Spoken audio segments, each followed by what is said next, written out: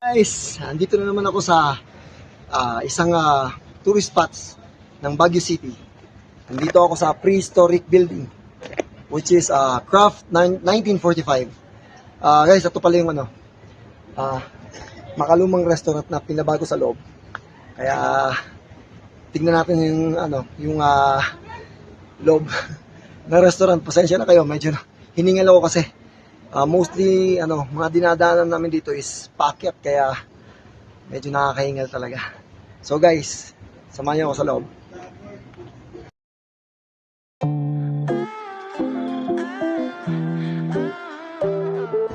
Dito pala kami magla-lunch. Ay hindi pala, snacks na pala to. Pang dinner na. Pero guys, ito yung tinatawag na Craft 1945 na restaurant. Kasi tignan mo yung structure niya guys. Talagang makaluma. Panahon pa ni Kopong-Kopong yan guys.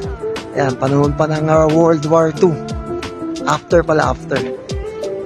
Ayan. Nakasituated din to sa sentro ng Baguio City. Isa din to sa mga pinupunta ng mga tao. Ayan guys, ganda ng nature.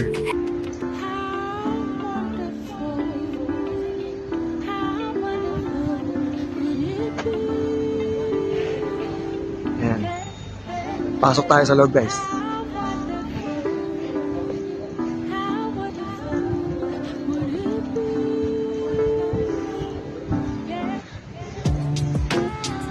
Ayan, cute no? Talagang makaluma yung setup nila. Yung concept. Kasi talagang luma naman talaga yung restaurant nila. Ayan. Tapos akyat tayo dito sa second floor. Nakakahingal na. Ayan. Tapos ito naman yung main dining nila. Ayan. Tapos ito yung bar ng Craft 1945. Ayan, kiinom na yan.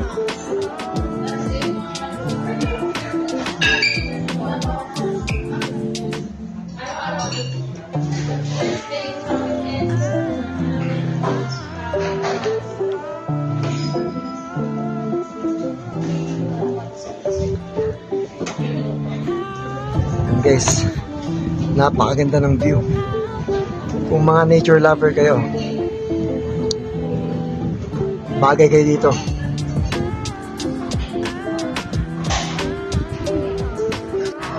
Oh, ayan guys, view pa lang, worth it na din. Ganda talaga ng mga views dito sa Baguio City. Kahit mga kainan, makaluma style, pero sa loob, pinaganda. Ayan. So guys, kain na kami. And then, please stay tuned. See you in my next one. Bye-bye!